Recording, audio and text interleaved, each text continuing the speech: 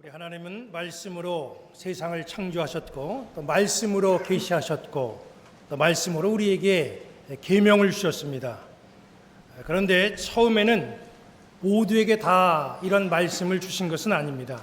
오직 선택된 소수의 사람들에게만 하나님께서 말씀을 주셨습니다. 예를 들면 노아라든가 아브라함이라든가 모세 이런 사람들에게만 하나님께서 상대하시고 말씀을 주셨다는 거예요. 그리고 성막이 세워진 다음에 제사장들을 통해서 말씀을 주셨고 또 선지자들을 세우시고 선지자들을 통해서 백성들에게 말씀을 전달하게 하셨습니다.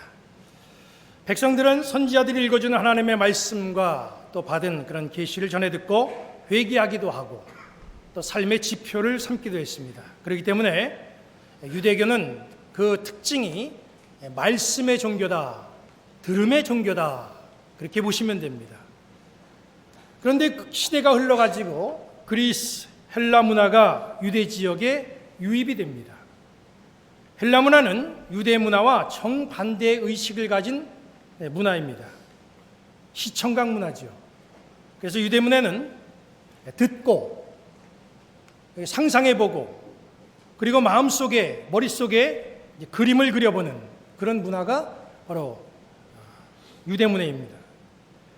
그런데 헬라 문화는요, 그런 것과는 달리 직접 보고 만지고 들어보고 현실적인 그런 감각적인 그런 생각과 사고방식을 갖고 살아가는 그런 문화, 이게 바로 헬라 문화라는 거예요.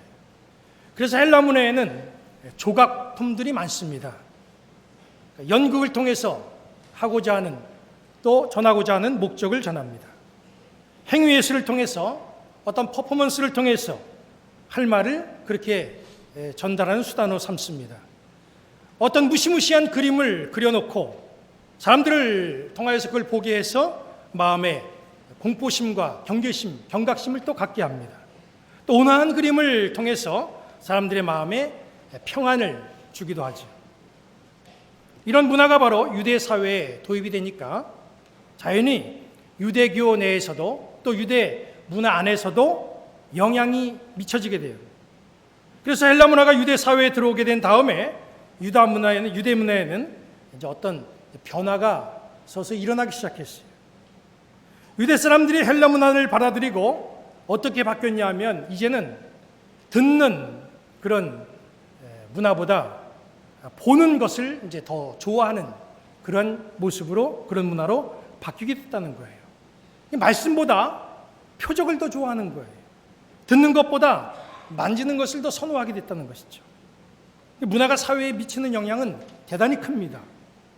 헬라 문화 속에서 신앙생활을 하다 보니까 이스라엘 사람들이 자연히 그 신앙도 변절돼 가는 거예요. 그래서 바울이 이방 문화의 중심지 로마에서 신앙생활하는 교인들에게 로마서 12장 2절에 이렇게 권면했어요. 너희는 이 세대를 본받지 말고 오직 마음을 새롭게 함으로 변화를 받아 하나님의 선하시고 기뻐하시고 온전하신 뜻이 무엇인지 분별하도록 하라. 말씀으로 돌아가라, 그런 뜻이죠.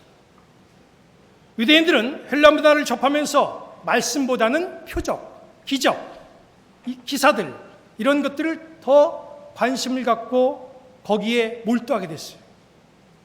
사람들이 예수님 주변에 모여든 그 이유도 보면은 예수님이 주시는 말씀보다는 예수님이 베푸시는 기적에 관심이 있어서 모여드는 거죠.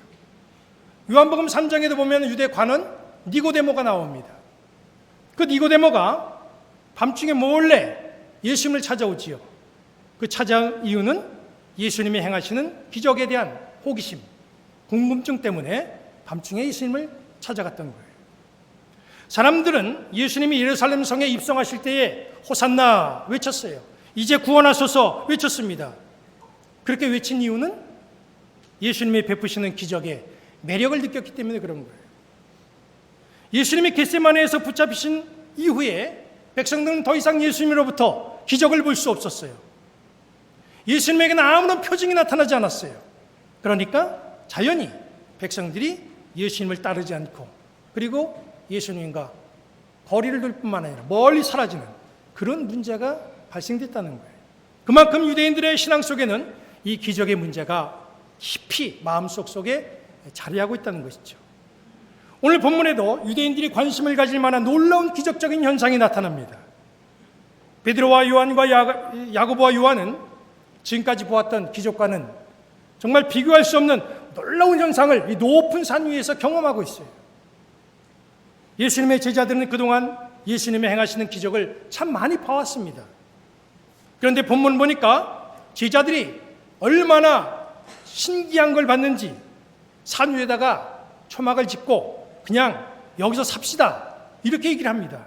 이걸 보면 베드로와 야고보와 요한이 이 산 위에서 본 이 내용이 얼마나 큰 광경이었는가 하는 것을 짐작해 볼 수가 있는 거예요.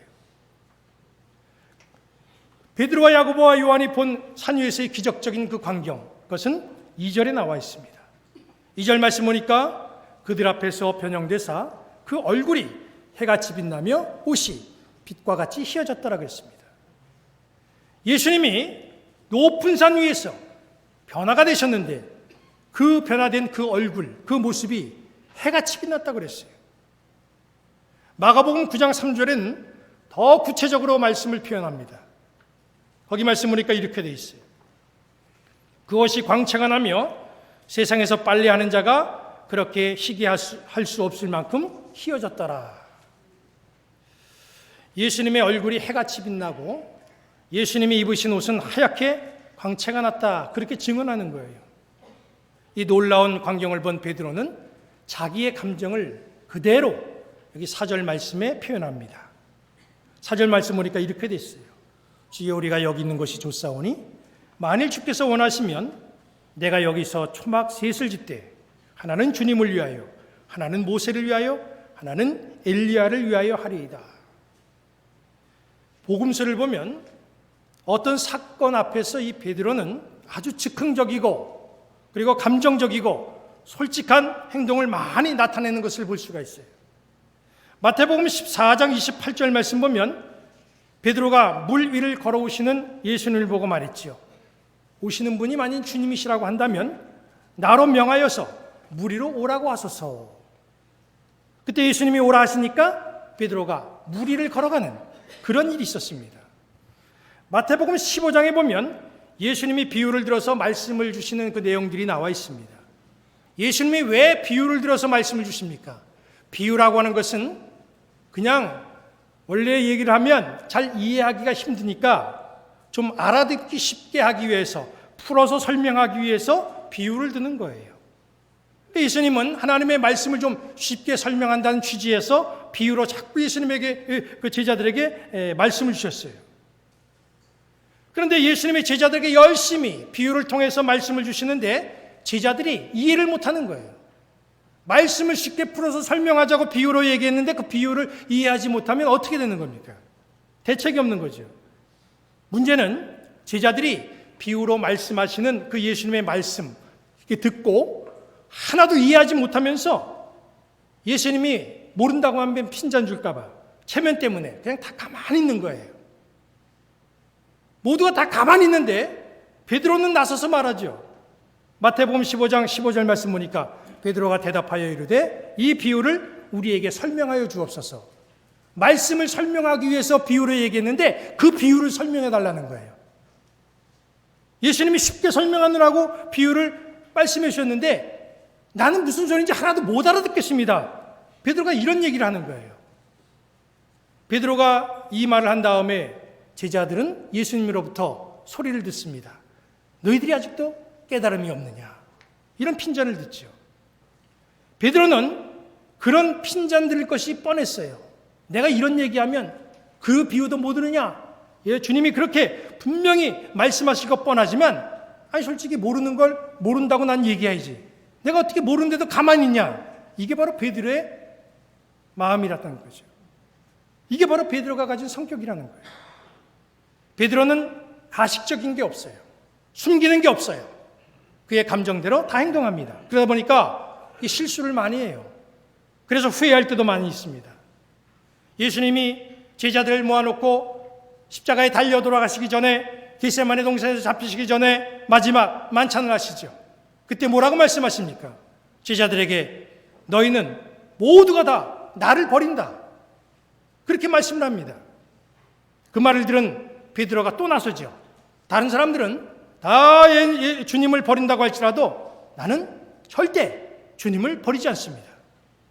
베드로는 즉흥적으로 이렇게 얘기를 하는 거예요. 호언장담하며 얘기했습니다. 하지만 베드로는 가야바 법정에서 3번이나 예수님 모른다고 부인했잖아요. 그뿐만이 아니에요.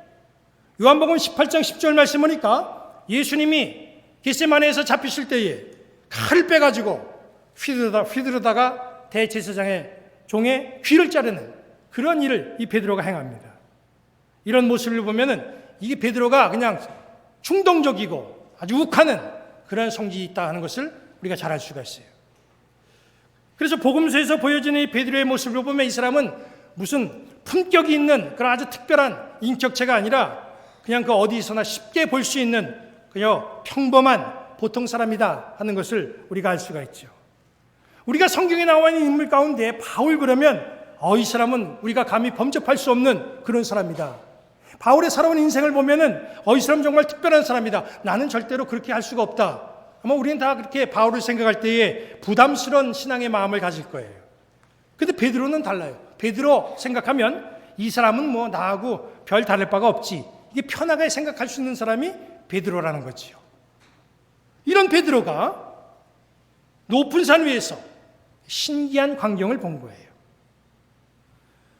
야고보와 요한은 그 신비한 광경을 봤지만 마음속에 감정을 자제하고 가만히 있습니다. 베드로는 성격상 가만히 있질 못해요. 베드로가 또 나서는 거예요. 그 신기한 광경을 보고 4절에 뭐라고 말합니까? 주여 우리가 여기 있는 것이 좋사오니, 이런 얘기를 해요. 베드로가 보여주는 이 모습은 보면 이 사람 즉흥적인 생각을 가진 사람이구나, 이걸 우리가 쉽게 알 수가 있어요. 그 다음에 베드로가 또 뭐라고 건의합니까? 이 산 아래로 우리가 내려가지 말고 그냥 여기서 지냅시다. 여기 있는 것이 좋사오니, 그 얘기하는 거예요. 왜 베드로가 그렇게 말했습니까? 오늘 우리는 말씀을 통해서 베드로가 말한 여기가 있는 것이 좋겠습니다, 이 마음을 우리가 한번 읽어봐야 됩니다. 그리고 내 속에는 베드로와 같은 마음이 없는가? 내가 예수님을 믿고 신앙생활하지만 내 마음속에 있는 예수님, 그리고 내가 살아가는 이 신앙의 삶, 이것이 베드로와 비슷하진 않는가? 이것을 함께 말씀 통해서 좀 살펴보도록 하겠습니다. 여기 있는 이 삶이 좋겠다, 이렇게 말한 베드로의 마음, 이게 어떤 마음이에요? 첫 번째로 예수님의 제자로 부름을 받고 예수님을 따라 나섰다고 한다면 이제는 뚜렷한 목적을 가지고 따라가야 되는데, 부름받기는 받았는데 예수님의 제자로서의 목적이 없는 삶을 살아갔던 것이 바로 이 베드로의 마음이었다는 거예요. 우리가 여행을 하다 보면은, 특별히 해외여행을 하다 보면 여기서 내가 좀 한번 살아보고 싶다, 그렇게 생각되는 곳들이 있어요. 그런 장소들이 있습니다. 그러나 우리가 아무리 그곳이 내가 보기에 살기 좋은 장소라고 할지라도 우리는 거기에 눌러 앉아 있질 않습니다. 뭐 즉흥적인 베드로 같은 사람 간혹 있긴 있어요. 이런 사람들은 보고 나 그냥 여기 살아야 되겠다 하고 눌러 살 수도 있어요. 하지만 대부분은 그 자리를 그냥 지나갑니다. 왜냐하면 그곳은 바로 내가 목표를 두고 살 자리로 온 곳이 아니라 그냥 여행길이기 때문에 그런 거예요. 아무리 그곳이 좋다고 할지라도 우리는 여행 기간을 보내면 돌아가야 될 목적지가 다 있어요. 돌아가서 또 해야 될 일들이 다 있습니다. 그렇기 때문에 우리는 거기가 아무리 좋아도 거기서 산다고 하진 않아요. 그런데 베드로를 보세요. 베드로는 왜 산에 올라갔습니까? 이 사람은 거기 살려고 처음에 올라간 사람이 아니에요. 집을 짓기 위해서 높은 산 위에 올라간 사람이 아닙니다. 예수님이 가자고 하니까 그냥 산길을 따라 나선 사람이에요. 그러다가 산에서 놀라운 광경을 본 겁니다. 예수님, 모세, 엘리야가 대화를 나누시는데 예수님의 얼굴에서 광채가 나는 거예요. 베드로는 그 모습을 보고 깜짝 놀라서 황홀경에 빠졌습니다. 예수님이 모세와 엘리야를 만나신 것은 이제 곧 짊어지실 이 십자가의 길에 대해서 대화를 나누고 그리고 고난을 다짐하기 위해서 그런 만남을 가진 거예요. 그런데 베드로는 그런 예수님의 목적을 알지 못하고 변화된 예수님의 모습, 그리고 갑자기 나타난 모세, 엘리야의 모습에 흥분을 감추지 못하고 있는 거예요. 그리고 계획에도 없던, 목적도 없던 초막 짓는 그런 일을 벌이겠다, 그렇게 지금 말하고 있는 겁니다. 예수님이 산에 올라오신 이유와 목적을 모르기 때문에 베드로는 당연히 그렇게 행동할 수밖에 없었던 거예요. 이런 베드로의 모습과 정반대의 사람, 우리는 성경에서 찾아볼 수가 있습니다. 목적을 가지고 하나님의 뜻을 실현했던 사람, 우리는 구약 성경에서 한 사람을 찾아볼 수가 있는데 그 사람의 이름은 바로 야곱의 어머니 리브가입니다. 리브가는 하나님의 뜻을 알고 그 목적을 이루기 위해서 그는 자기의 삶을 바쳤어요. 리브가를 향한 하나님의 목적이 뭐예요? 둘째 아들 야곱을 가문의 대를 잇는 자로 세운다는 거죠. 이 목적은 창세기 25장 3절에 말씀으로 주셨어요. 리브가가 아이를 가졌을 때에 하나님께서 리브가에게 말씀하십니다. 내가 지금 쌍둥이를 가졌는데 네가 쌍둥이를 출산할 텐데 뱃속에서 먼저 나오는 자는 나중에 나오는 자를 섬기게 된다. 이런 말씀을 주시는 거예요. 장자권을 다 맏아들에게 있잖아요. 그런데 하나님의 말씀은 장자권이 맏아들에게 있는 게 아니라 나중에 나오는 야곱에게 있다. 이렇게 말씀을 주셔요. 리브가는 참 당황스러웠겠지요. 그런데 하나님의 목적을 알았어요. 그래서 리브가는 그것이 하나님의 목적이기 때문에 그 말씀을 마음속에 품고 목적을 세우는 일을 도모합니다. 아마 이스라엘의 환경과 풍습, 여건 이런 것만 생각했다고 한다면 리브가는 이 일을 할 수가 없었을 거예요. 그런데 이것이 하나님의 말씀이기 때문에 상황과 환경에 굴하지 않고 편애한다고 하는 그런 소리까지 들어가면서 나중에 태어난 야곱을 세우는데 모든 심혈을 다 기울이고 거기에 목적을 두고 행동을 했다는 것이죠. 그리고 결국 성공을 합니다. 리브가는 편애하는 여인으로 질타를 받았을지는 몰라도 하나님의 목적과 계획을 위해서 노력했고 그 일을 이루었다는 거예요. 이게 바로 목적을 갖고 살아가는 사람의 모습입니다. 목적을 알고 사랑하는 사람이 이렇게 남다를 수가 있어요. 그런데 베드로는 달랐지요. 예수님을 열심히 따라다니긴 따라다녔는데 예수님의 목적을 모르고 따라다닌 거예요. 목적 없이 따라다니다 보니까 그냥 오락가락하고 자주 넘어지기도 합니다. 자주 실망하고 자주 낙심하는 거예요. 우리는 모두 주님을 바라보며 지금 신앙의 길을 걸어가고 있어요. 우리에게 신앙의 목적이 분명하지 않으면 언제든지 내 모습도 베드로와 같은 모습이 될 수 있다는 사실을 여러분들은 기억하시기를 바랍니다. 나를 주님의 자녀로 삼으시고 나에게 직분도 주시고 나에게 일을 맡겨주시는 그 목적, 우리는 신앙의 길을 걸어가면서 그걸 분명히 알아야 돼요. 우리의 목적은 복음을 증거하면서 주님의 영광을 나타내는 것, 이게 우리의 삶의 목적이에요. 매일을 살면서 오늘 하루 나를 통해서 주님의 영광이 나타나고 있는지 나의 삶을 점검하며 살아가는 목적이 있는 사람들이 되시기를 주님의 이름으로 간절히 축원합니다. 두 번째로 여기 있는 것이 좋겠다고 말한 베드로의 마음, 그 마음이 어떤 마음이에요?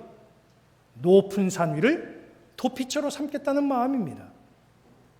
예수님이 가자고 해서 따라간 그 산 위에서 베드로는 신비한 광경을 보지요. 놀라운 광경을 목격합니다. 2절, 3절 말씀 그 내용이 나와 있어요. 그들 앞에서 변형되사 그 얼굴이 해같이 빛나며 옷이 빛과 같이 희어졌더라.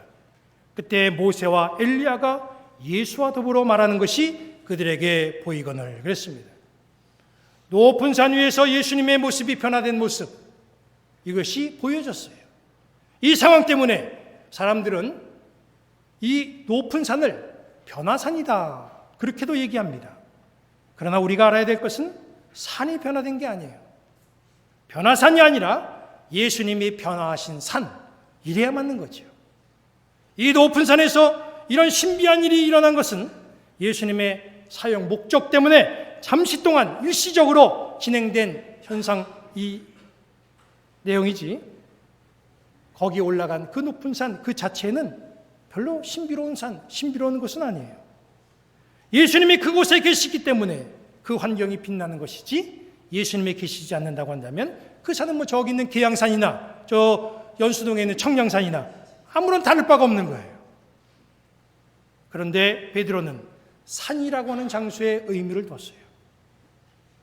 산에서 변화하신 예수님보다 예수님이 변화하신 산에도 무게를 뒀다는 거예요. 베드로에게 산은 신비로운 겁니다. 원래 유대인들은 산을 도피처로 생각했어요. 시편 11편 1절 말씀에 보면, 내가 여호와께 피하였거늘 너희가 내 영혼에게 새같이 네 산으로 도망하라 하면 어찌함인가, 이런 말씀이 나와 있어요. 여호와께 피하는 시편 기자에게 사람들은 왜 글로 가냐, 산으로 도망가는 게 더 안전하다, 이렇게 말했다는 거예요. 이걸 보면 이스라엘 사람들의 머릿속에는 도피처, 피난처는 산이다, 이런 걸 알 수가 있는 거죠. 이스라엘이 외부로부터 공격받을 때 사람들은 산악지대로 피했습니다. 유대 광야에는 산악이 많고 거기에 동굴이 많아요. 로마가 예루살렘을 함락시킬 때에 상당히 많은 유대인들이 유대 산악 지역을 은신처로 삼고 그리고 거기로 피해 들어갔어요. 자기 몸만 피한 것이 아니라 하나님의 말씀을 보존하기 위해서 산속 깊은 곳에, 그 깊은 동굴 속에 하나님의 말씀을 항아리에 담아서 숨겨두기도 했습니다. 그래서 발견된 것 가운데 하나가 그 유명한 사해사본이잖아요. 산속의 안전한 도피처라 이스라엘 사람들은 그렇게 생각했습니다. 그러나 베드로가 예수님과 함께 머물고 있는 높은 산은 고난을 피하는 도피처가 아닙니다. 그것은 오히려 고난이 시작되는 장소예요. 베드로는 예수님과 함께 머물고 있는 그 높은 산을 자기가 피할 신비로운 도피처로 생각했지만 예수님은 그곳에서 고난을 생각하셨다는 거죠. 베드로는 거기서 초막 짓고 예수님, 모세, 엘리야와 함께 천국 생활을 꿈꾸었지만 예수님은 그곳에서 십자가의 죽음을 꿈꾸셨어요. 여기 있는 것이 좋사오니, 베드로가 그렇게 말했던 것은 머물고 있는 높은 산이 복잡한 세속을 잊어버리기에 너무나 좋은 도피처 있기 때문에 그렇게 말했던 겁니다. 우리는 하나님의 성전에 나와 있는 거 참 좋습니다. 시편 84편 10절에도 보면 주의 궁전에서의 한 날이 다른 한 곳에서의 첫날보다 나은즉 악인의 장막에 사는 것보다 내 하나님의 성전에 문지기로 있는 것이 좋사오니, 이렇게 시가 나와 있는 걸 보면 하나님의 성전을 참 사모하고 거기에 거하는 것을 굉장히 소중하게 생각했던 시편 기자의 모습을 볼 수가 있어요. 우리가 매주일 예배하는 이 하나님의 성전, 이 성전은 우리에게 제자들이 올라갔던 높은 산이 될 수도 있어요. 여기서 우리는 신비로운 은혜를 체험하고 주님의 역사, 기적, 능력을 보기도 합니다. 안식을 얻기도 하고 목마른 내 영혼에 해가람을 얻는 장소가 될 수도 있어요. 그러나 이곳이 여기가 좋사오니 하면서 머물러 있는 그런 장소가 되서는 안 됩니다. 이곳에서 받은 은혜와 사명을 가지고 우리는 세상을 향해 나가야 돼요. 하나님의 성전에서는 영적 안식을 충전해야 됩니다. 그러나 그 충전된 상태로 하나님의 성전 안에 계속 머물러 있어서는 안 됩니다. 그 충전된 영적인 능력을 가지고 우리는 세상에 나가서 선한 영향력을 행사할 줄 알아야 돼요. 여기가 있는 것이 좋사오니, 우리가 이런 생각은 버려야 됩니다. 예수님은 모세와 엘리야를 만나시고 십자가의 길을 확인하시고 비장한 각오로 산을 내려오셨어요. 이 사순절기에 우리는 이 하나님의 성전이 복음을 들고 세상을 향하여 나아가는 출정 장소가 되어야 됩니다. 머물러 있는 신앙이 아니라 세상으로 행동하는 신앙이 되셔서 나로 인하여 주님의 영광이 이 온 세상에 펼쳐지게 되기를 주님의 이름으로 간절히 축원합니다.